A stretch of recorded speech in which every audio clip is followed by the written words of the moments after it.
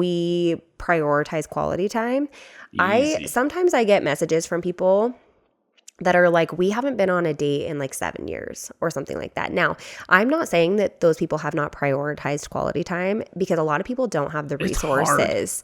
Yeah, well, with the price of babysitters, which I've mentioned this before, okay. But people will message me and say like, we haven't been on a date in 7 years, or, you know, we don't get really the opportunity to have quality time.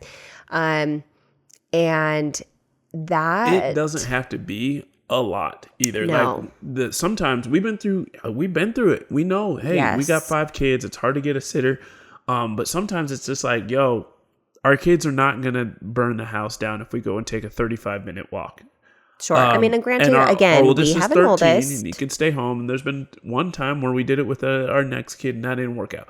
But it was a disaster. But we do know, okay, you know what? If I can't take a walk, you know what I'm going to do? I'm going to open up a puzzle after kids go to bed. I was just going to say, that's when we started puzzling. Yep. We had, so again, Quentin and Tyson gave us a puzzle one year. It was a 1,000-piece or 1,500? 1,000. A 1,000-piece puzzle. It was a gift for our family. And I remember opening it because we do a family gift exchange every year. Our family did theirs to us. And I remember opening it and thinking like, weird. Okay. Because we had never done puzzles before, and it was 1,000 freaking pieces, and all of our kids were really little. And it sat for a while. And then we busted it out one day. But then we were in like a tough phase of our lives where Sloan was still really little and we couldn't really go anywhere. And it was cold outside. And so I think it was like March. And we opened it up and we did a puzzle. And that became kind of our thing. Yeah. Actually, on this video that I got it from, the post that I got it from, we're doing a puzzle. Because that's just what we started doing. It was like our time. We would put the kids to bed, or we would say, okay, we made dinner.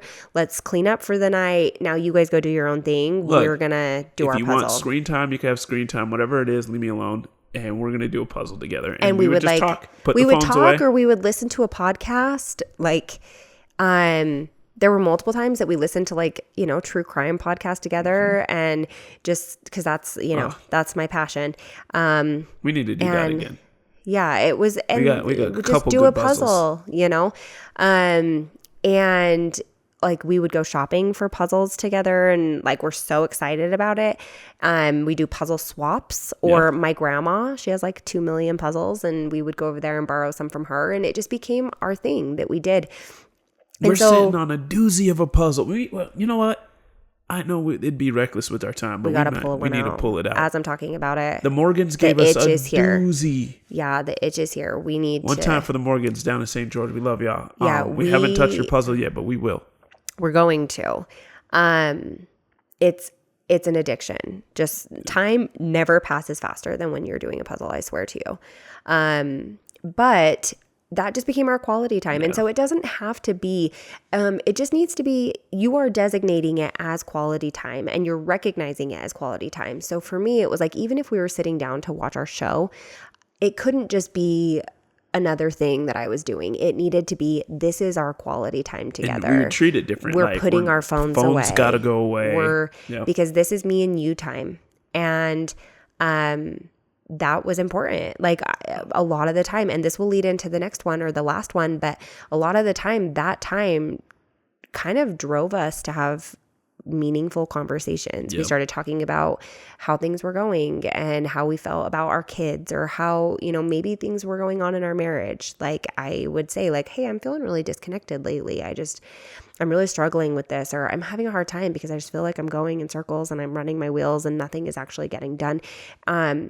And that's the time where those conversations just kind of organically happened because we were together and we were focusing on each other. Like, here's something, what could we do, to strengthen our family? And what could we do? Like, we run a business together. So sometimes it was like, hey, are we going to talk about some business ideas? And sometimes that's a good thing. Yeah. But then there's plenty of times we're like, no, we're not working. I don't want to talk about it. We're not working. We're going to talk about us and our family.